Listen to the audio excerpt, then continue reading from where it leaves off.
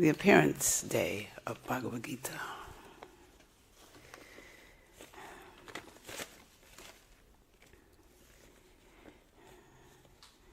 And actually it was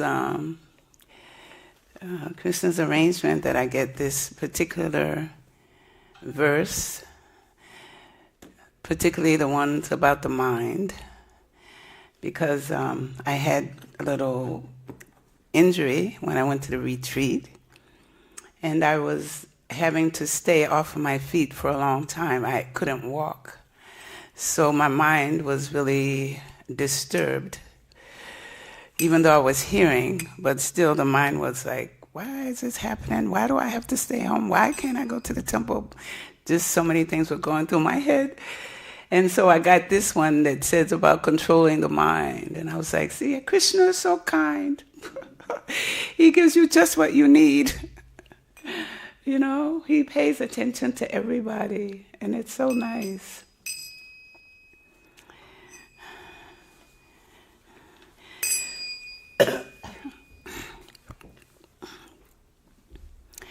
Jaya Radha Madhava Kunja Bihari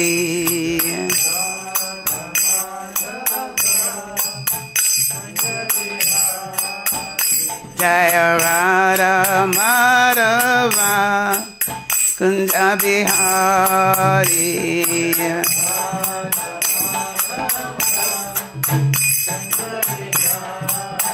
Jaya Gopi Jana Vallabha Girivaradhari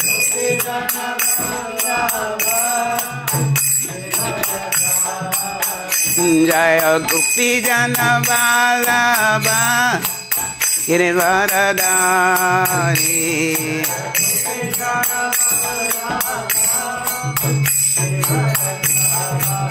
Yashodanandana Bhajana Ranjana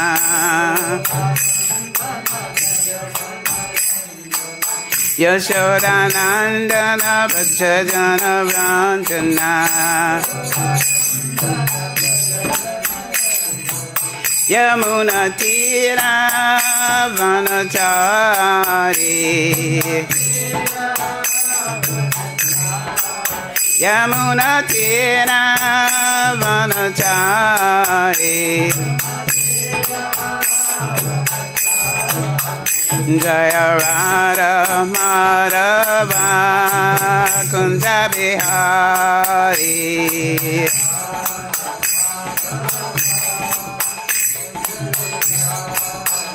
Jaya Gopi Jana Vallabha Girivaradhari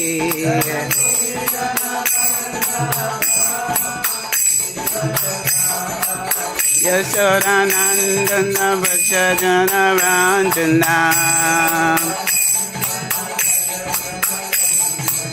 Yashodanandana Bhajana Ranjana Yamuna Tira Vanachari Yamuna Tira Vanachari Jaya Radha Madhava Kunja Bihari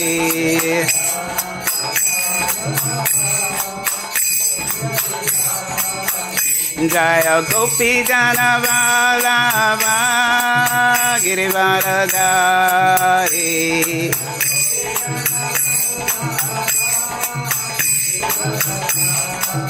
Yashodanandana Bhajana Ranjana Yashodanandana Bhajana Ranjana Yamuna Tira Vanachari Yamuna Tira Vanachari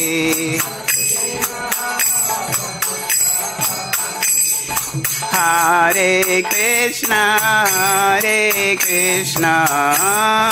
Krishna Krishna, Hare Hare, Hare Rama, Rama Rama, Hare Hare.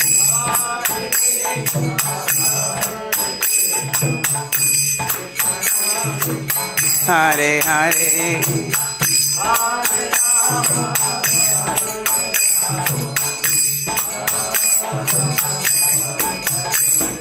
Hare Krishna, Krishna Krishna, Hare Hare, Hare Rama, Rama Rama, Hare Hare.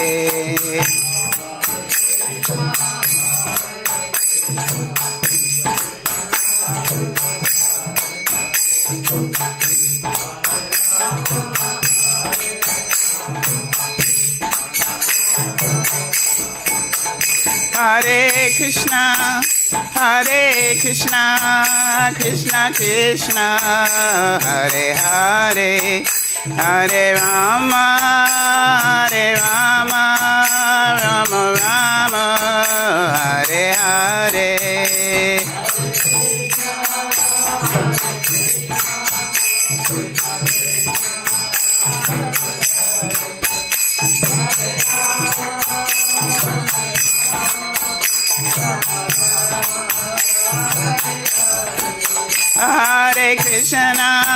Hare Krishna, Krishna Krishna, Hare Hare, Hare Rama, Rama Rama, Hare Hare.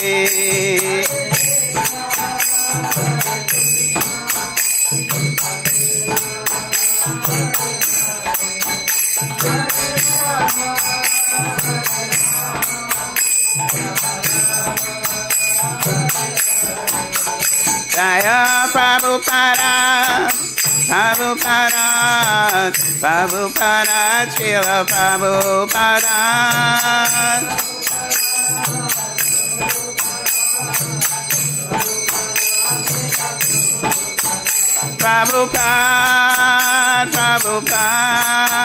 Prabhupada, Jaya Prabhupada.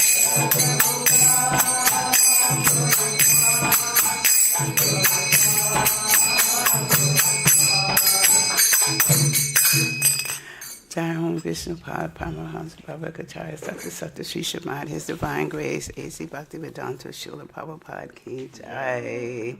ISKCON BBT Founder Acharya Srila Prabhupada Ki Jai. Jai Om Vishnu Pada Paramahamsa Bhavakacharya Sakta Sakta Sri Shamad, Bhaktisiddhanta Saraswati Goswami Maharaj Srila Prabhupada Ki Jai.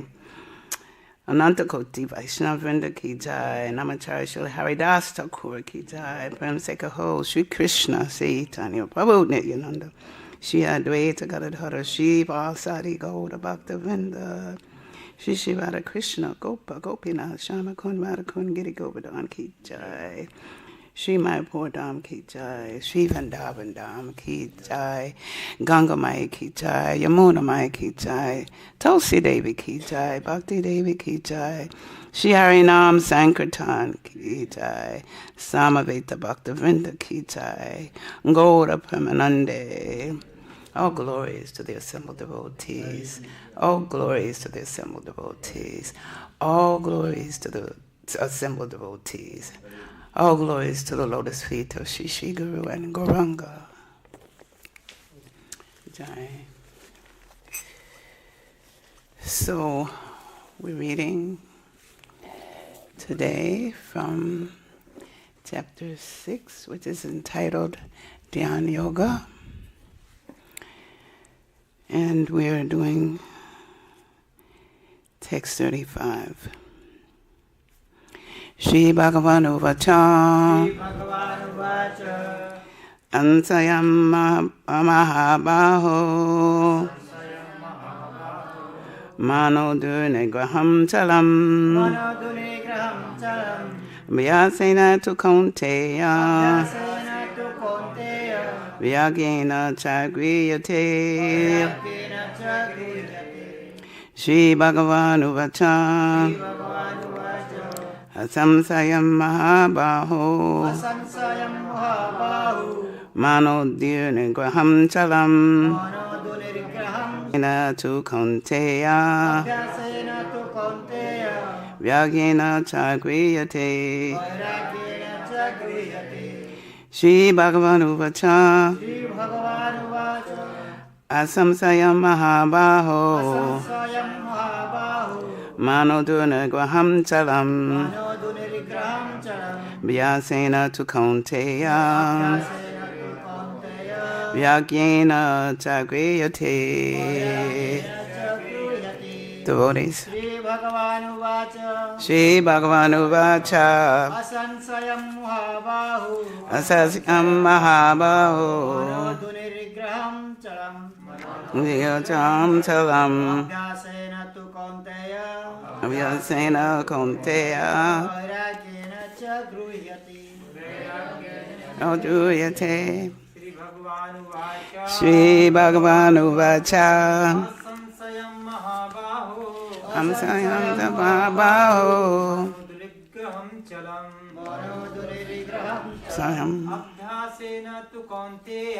abhyāsena kaunteya gṛhyate. śrī-bhagavān uvāca asaṁśayaṁ mahā-bāho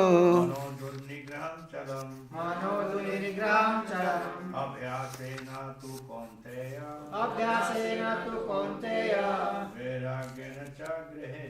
vairāgyeṇa ca gṛhyate. śrī-bhagavān uvāca asaṁśayaṁ mahā-bāho mano durnigrahaṁ abhyāsena kaunteya vairāgyeṇa ca gṛhyate. Anyone else? Oh, I forgot. Om Namo Bhagavate Vasudevaya. Om Namo Bhagavate Vasudevaya. Om Namo Bhagavate Vasudevaya. Okay, so we'll do the word for word. Śrī-bhagavān uvāca. The Personality of Godhead said, asaṁśayaṁ, undoubtedly, mahā-bāho, O mighty armed one, manaḥ, the mind, durnigrahaṁ, difficult to curb, calam, flickering, abhyāsena, by practice, kaunteya, O son of Kuntī, vairāgyeṇa, by detachment, cha, also, gṛhyate, can be so controlled. All translation and purports by His very divine grace, A.C. Bhaktivedanta Srila Prabhupada. Lord Śrī Kṛṣṇa said, O mighty armed son of Kuntī, it is undoubtedly very difficult to curb the restless mind, but it is possible by suitable practice and by detachment. Please repeat the translation. Lord Śrī Kṛṣṇa said, O mighty armed son of Kuntī, it is undoubtedly very difficult to curb the restless mind, but it is possible by suitable practice and by detachment. Purport. The difficulty of controlling the obstinate mind, as expressed by Arjuna, is accepted by the Personality of Godhead. But at the same time, he suggests that by practice and detachment, it is possible. What is that practice? In the present age, no one can observe the strict rules and regulations of placing oneself in a sacred place, focusing the mind on the Supersoul, restraining the senses and mind, observing celibacy, remaining alone, etc. By the practice of Krishna consciousness, however, one engages in 9 types of devotional service to the Lord. The first and foremost of such devotional engagements is hearing about Kṛṣṇa. This is a very powerful transcendental method for purging the mind of all misgivings. The more one hears about Kṛṣṇa, the more one becomes enlightened and detached from everything that draws the mind away from Kṛṣṇa. By detaching the mind from activities not devoted to the Lord, one can very easily learn vairāgyeṇa. Vairāgyeṇa means detachment from matter and engagement of the mind in spirit. Impersonal spiritual detachment is more difficult than attaching the mind to the activities of Kṛṣṇa. This is practical because by hearing about Kṛṣṇa, one becomes automatically attached to the Supreme Spirit. This attachment is called parisanubhava, spiritual satisfaction. It is just like the feeling of satisfaction a hungry man has for every morsel of food he eats. The more one eats while hungry, the more one feels satisfaction and strength. Similarly, by discharge of devotional service, one feels transcendental satisfaction as the mind becomes detached from material objectives. It is something like curing a disease by expert treatment and appropriate diet. Hearing of the transcendental activities of Lord Kṛṣṇa is therefore expert treatment for the mad mind.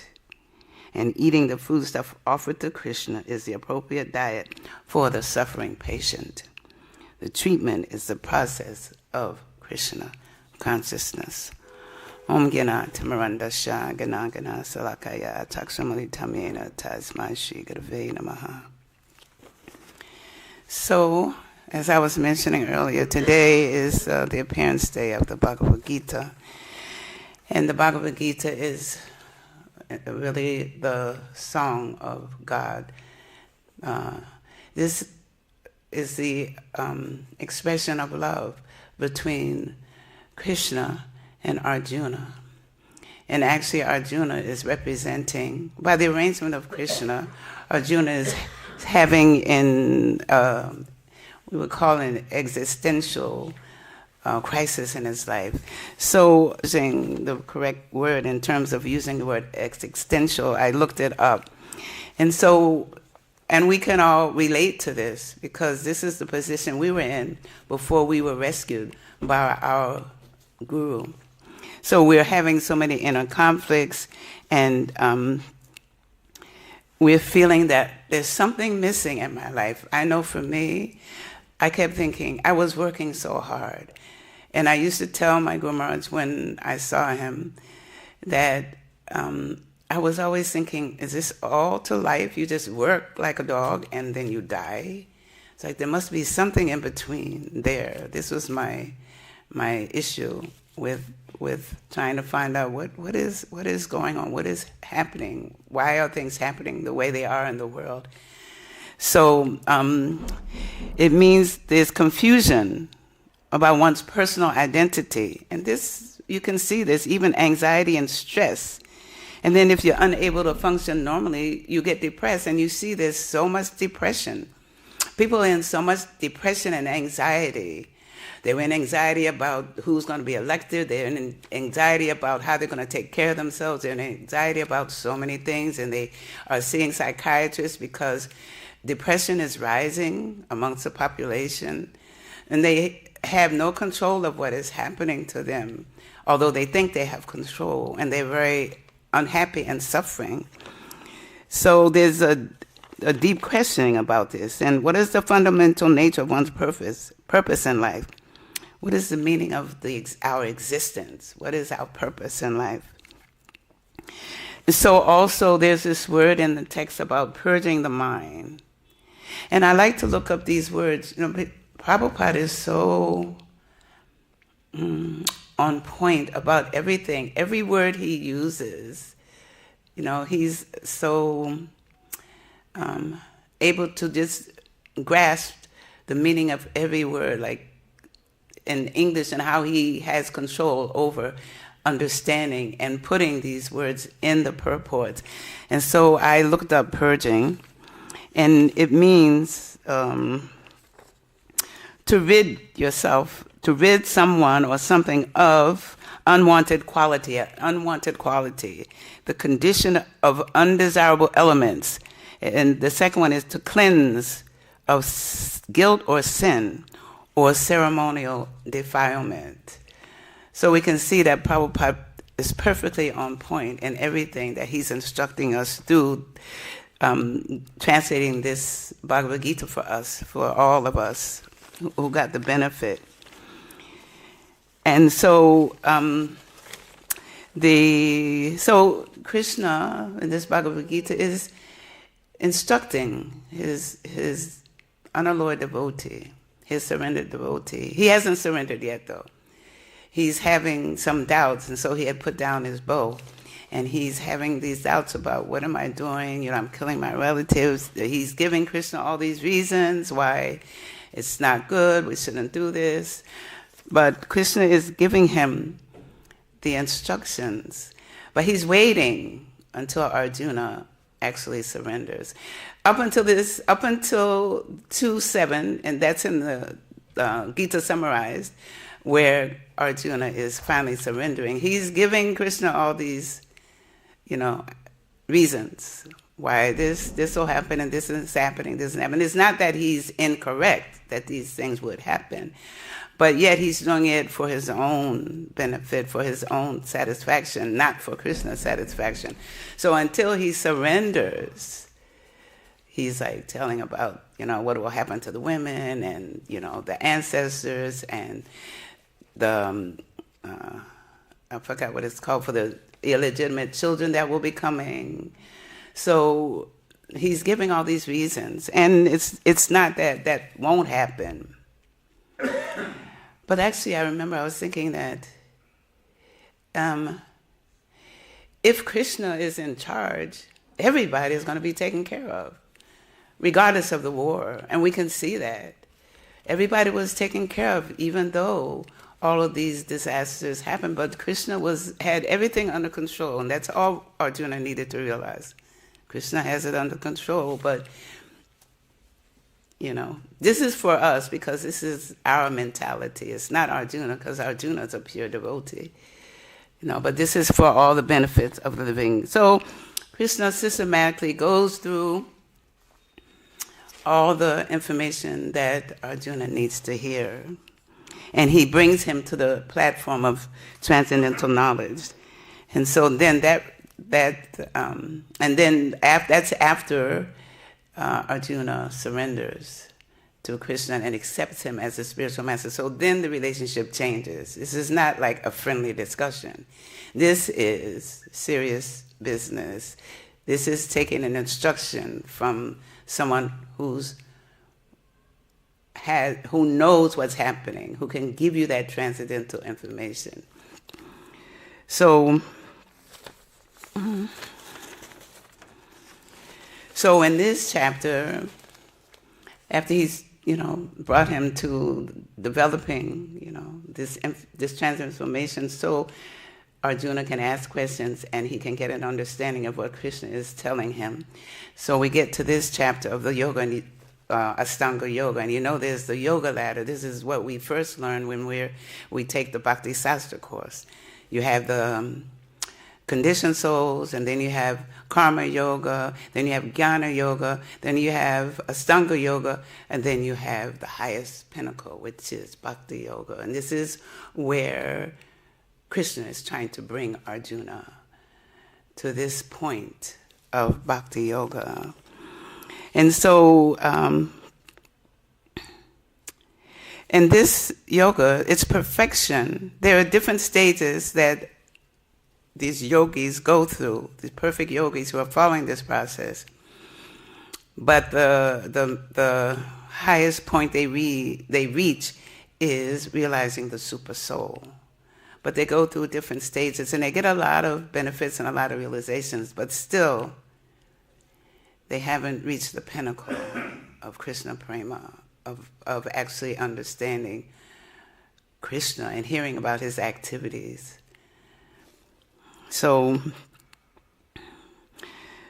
we all of us are reading the Gita, so we know what Arjuna is asking.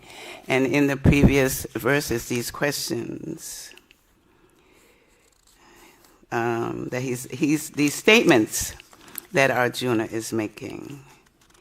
In 33, Arjuna is saying, "O Madhusudana, the system of yoga which you have summarized appears impractical and unendurable to me, for the mind is restless and unsteady." And then he says in 34, "The mind is restless, turbulent, obstinate, and very strong, O Krishna. And to subdue it, I think, is more difficult than controlling the wind." So I'm sure we all have experiences of fighting with the mind, even when we want to chant. That's why the pure devotees, the ones who are fully surrendered to Krishna, you can see they're fully surrendered to Krishna because they're all very happy. All the devotees, the pure devotees that come and try to help us and preach, they're very happy, and they want to share and they want to help all of us get to that state of happiness, which is uninterrupted, to get to be happy in the transcendental knowledge. So they present like workshops, like japa workshops, or how to control the mind. So many things they are trying to serve us, to help us also advance in our spiritual practice. Because unless we can control the mind, there's no question of advancement. We have to reach the platform of goodness. So it requires a lot of things, actually. So let me get back to the. In fact, there's one line here in text 34 in the Purport which says, "For a man in the practical world who has to fight so many opposing elements, it's certainly very difficult to control the mind. Artificially, one may establish a mental equilibrium toward both friend and enemy, but ultimately no worldly man can do so, for this is more difficult than controlling the raging wind." So, what to speak of ordinary men, definitely they have a problem, but we also have issues and problems. And this is the age of Kali Yuga. That's what's said in here in the 35. When Krishna has accepted the fact that he's accepted what Arjuna is saying. He's saying, yes, you're right, but Krishna offers a solution to all the struggle with the mind. He's saying, but at the same time, he, Krishna, suggests that by practice and detachment, it's possible. So what is that practice? And then he goes on to state that in the present age, no one can observe the strict rules and regulations of placing oneself in a sacred place, focusing the mind on the Supersoul, restraining the senses and mind. This Kali Yuga is an age of quarrel and hypocrisy. So who's going to be able to actually sit down and go through all of this? It's not feasible. It's not possible, actually.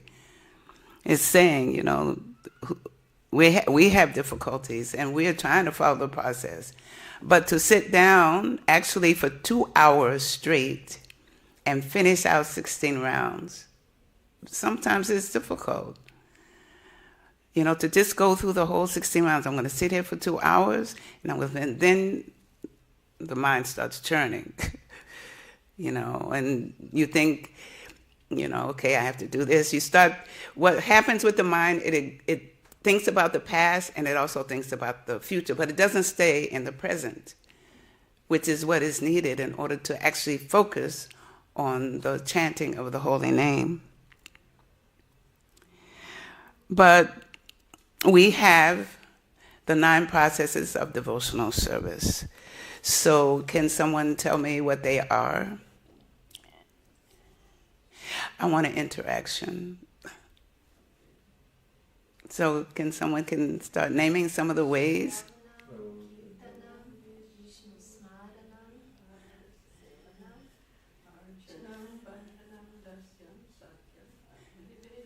Hare Krishna. So we have so many ways to keep hearing. Actually, I was remember when Srila Prabhupada, I've been looking at so many videos of Srila Prabhupada. I had a whole set. And the set is 11 DVDs, and it goes from the beginning of the movement all the way until Prabhupada leaves. And I have worn them out looking at them. But now I lost my train. Okay, I'll get back to it. But you've heard some people say that Krishna hasn't given us everything, but he's given us everything. There's nothing missing. We just have to try to chant with focused attention and purity to start understanding, this whole process.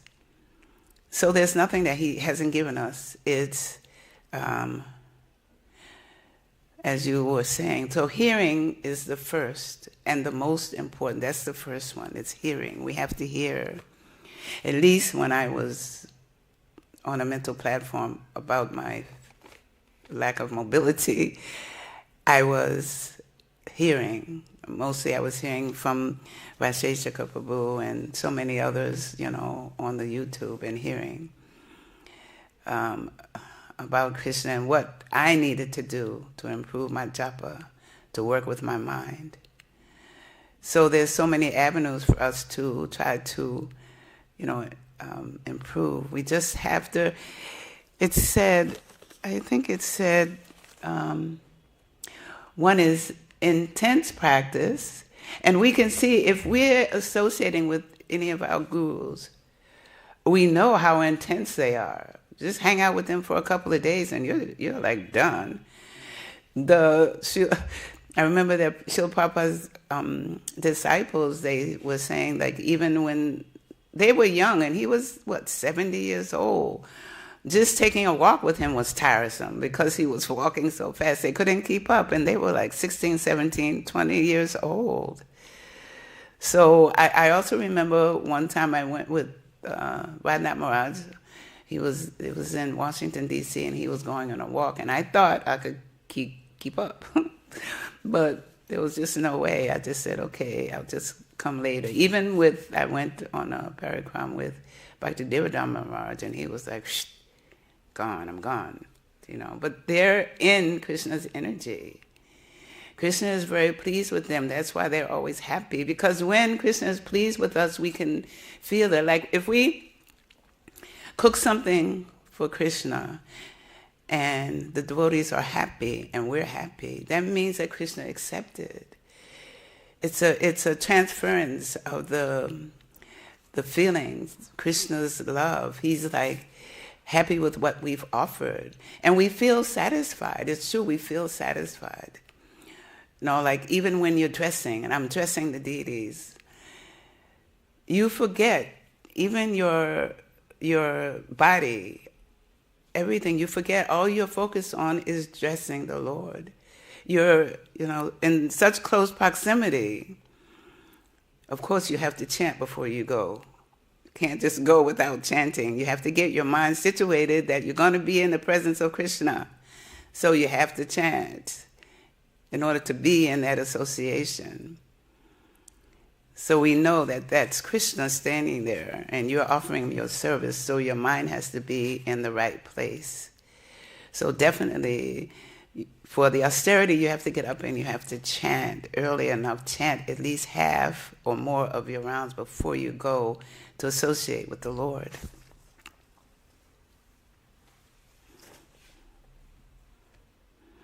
So to go back to what earlier I was trying to talk about too was, so Arjuna is expressing his concerns. Like, what do I do about the mind? But in, did I bring the book? I was also reading in my research, I was reading from the Sarartha Varsinitik by Śrī Kṛṣṇa Chakravarti Thakur. And in the last paragraph, his translation of this, he's saying, this is Krishna's talking to Arjuna, and he's saying to him, since you defeated many great warriors in battle, and even defeated Lord Shiva, can you not defeat the mind? If you are able to defeat the soldier called the mind by the weapon of the great process of yoga, then you can actually be called mighty armed. O Kaunteya, you should not fear, as you are the son of my aunt Kuntī. It is proper that I help you. So he was telling Arjuna, that it's possible. It is possible. You just have, there's a word that was used, and I'm trying to remember what it was, in terms of the practice. It wasn't suitable, but it was something related to a steady practice, intense practice, focused practice, always being attentive to what you're practicing. Because, like I said, the mind can go in all kinds of directions, so we have to learn to control the mind. We have to learn to control the mind. And so that controlling is, first, to not indulge in sense gratification more than necessary. But Krishna also says, practice and detachment. Practice and detachment from the objects of sense gratification. Because our mind is always going here and there. And he also speaks here about prasad.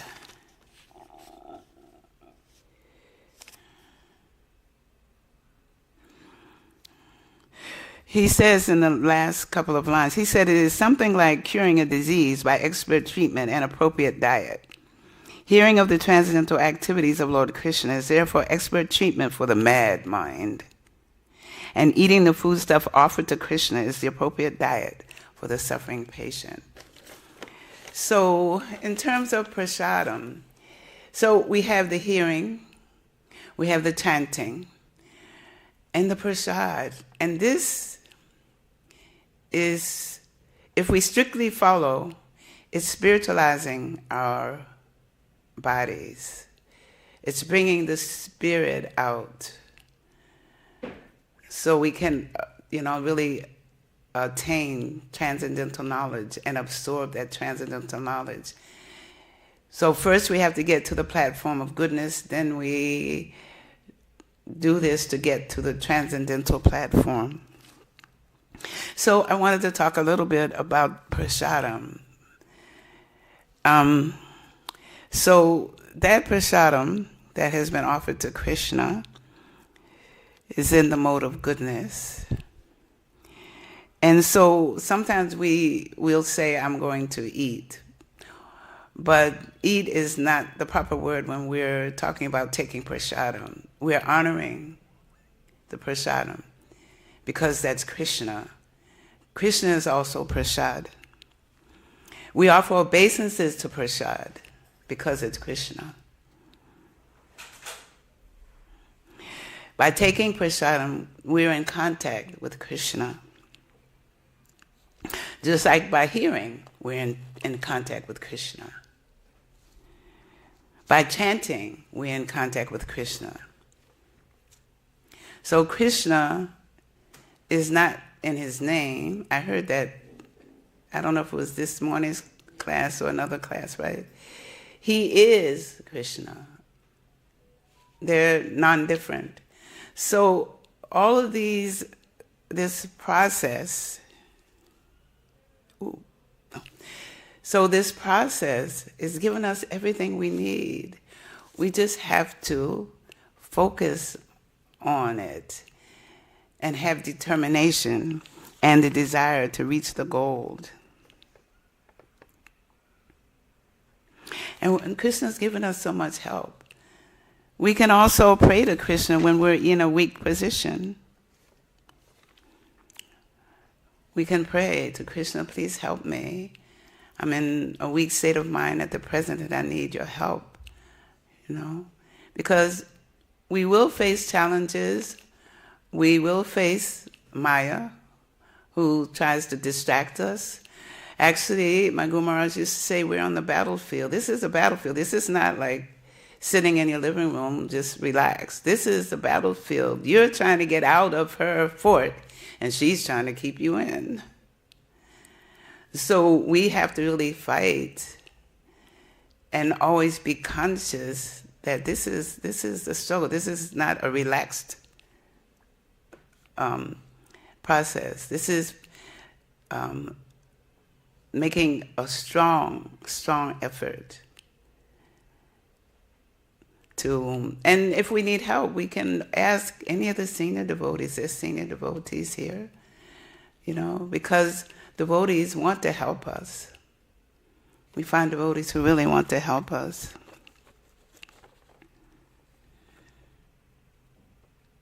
So in śrī-bhagavān 1:15-41, I'm just taking some information out of this. It is said that actually activities of the mind cannot be stopped, for they are the reflection of the soul. But the quality of the activities can be changed from matter to the transcendental service of the Lord.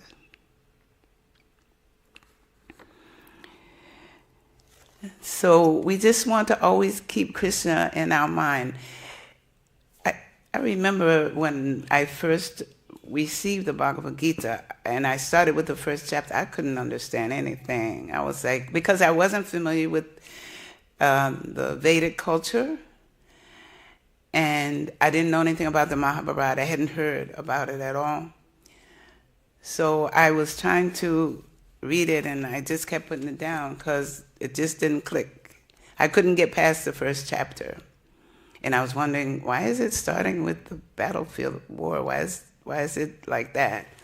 But when I got the Krishna book, I was ecstatic. I always believed in God and somehow believed he was a person because I used to talk to him.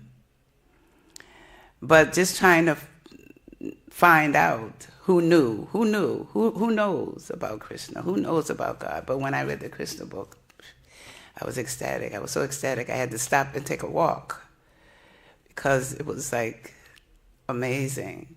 But also, I just wanted to comment, when you in the beginning, when you have all these ecstatic, wonderful feelings, and finally I'm saved, I'm so happy, but then the real work starts.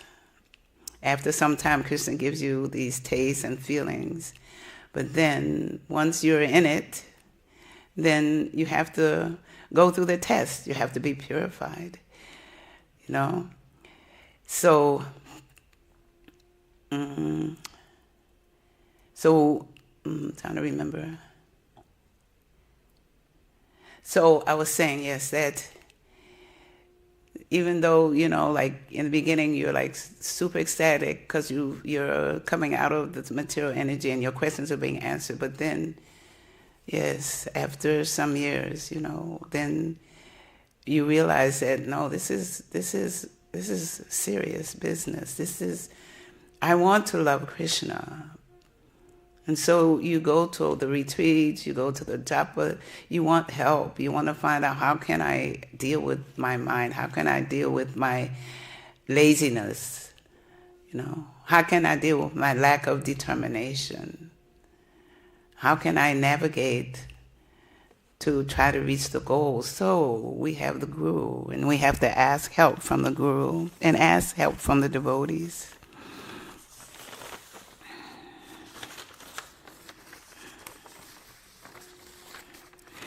So then we just want to serve Krishna. We want to realize his presence in our life. We know that Shinvatam Swakata Krishna Punya Shravana Kirtanam Idanyatanansto Abhadrani Vidunoti Sarit Satam. Śrī Kṛṣṇa is the Personality of Godhead, who is the Paramatma, the Supersoul in every living one's heart, and the benefactor of the truthful devotee, cleanses desire from the heart of the devotee, who has developed the urge to hear his messages, which are in themselves virtuous when properly heard and chanted. So I want to end here, but before I do, I'd like your permission to, please. There's a śrī-bhagavān verse that I ran upon when I was reading, and it's a beautiful verse, and I have been meditating on it for like a couple of days, and I was thinking, oh, this verse is really wonderful because it's talking about our actual constitutional position, and it gives information about how we're dependent, and there's interdependence. Let me see if I can find it, if you'll just give me a minute to find it. Which one was it? This is in the Śrī-bhagavān 1:15-6, and Arjuna is the Pandavas retired early, and Arjuna has come back, and Yudhisthira can see that he's disturbed. So he's talking to Yudhisthira about his separation from Krishna. So let me see if I can find it quickly.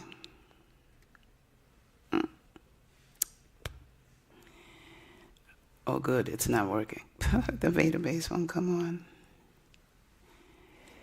Is anybody else's phone working? Mine is coming very, very, very slowly. Oh, wait a minute, maybe? No, it's very slow.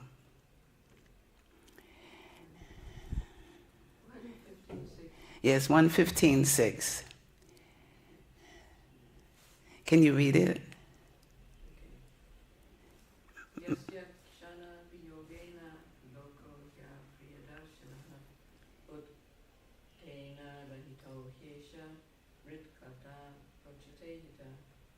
And read the translation. I have just lost him, whose separation for a moment would render all the universes unfavorable and void, like bodies without love. And then the purport, because I think it's short, it's just on that page. Yes.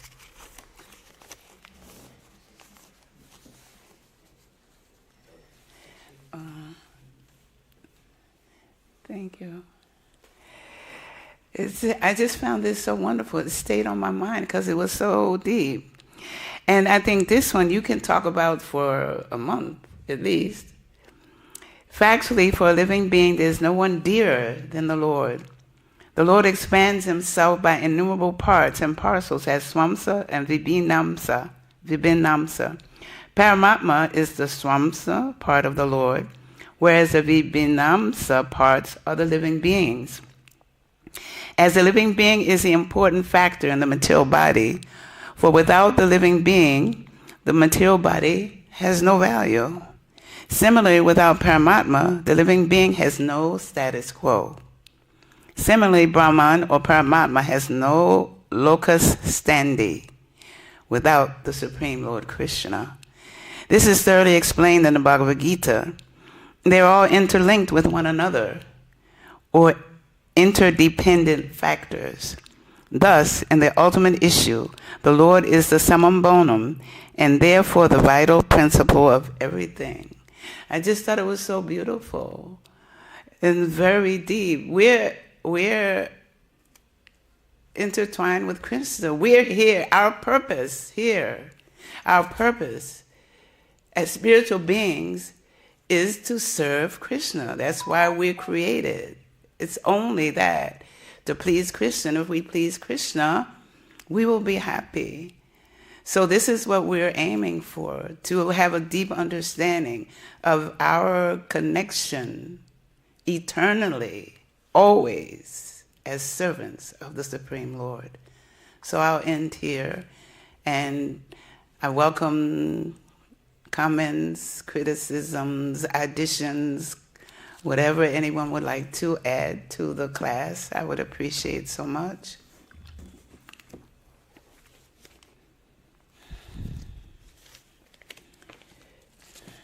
There in the purport,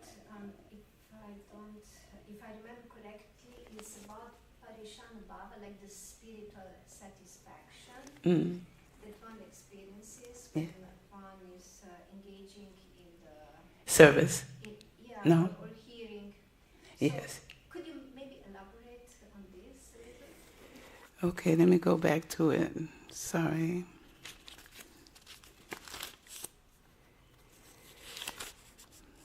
And anyone else who has a comment or wants to add to this, you're perfectly welcome. It's not that I know everything.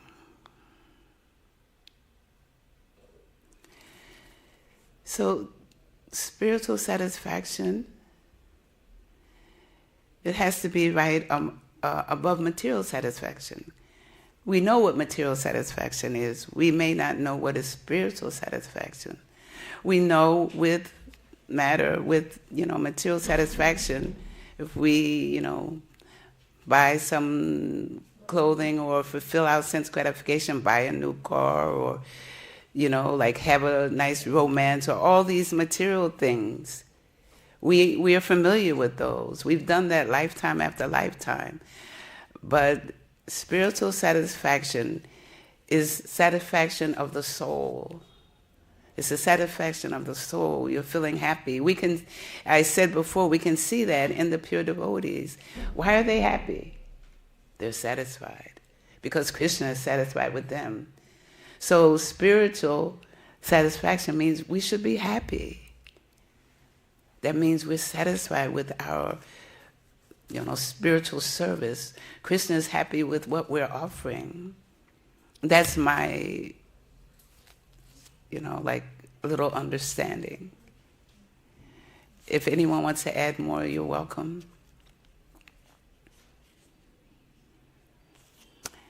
Thank you so much. And to thank Mother Lavangalata for giving me the class, give me a chance to get out of my mental state. Thank you so much. And thank you for those who came to the class.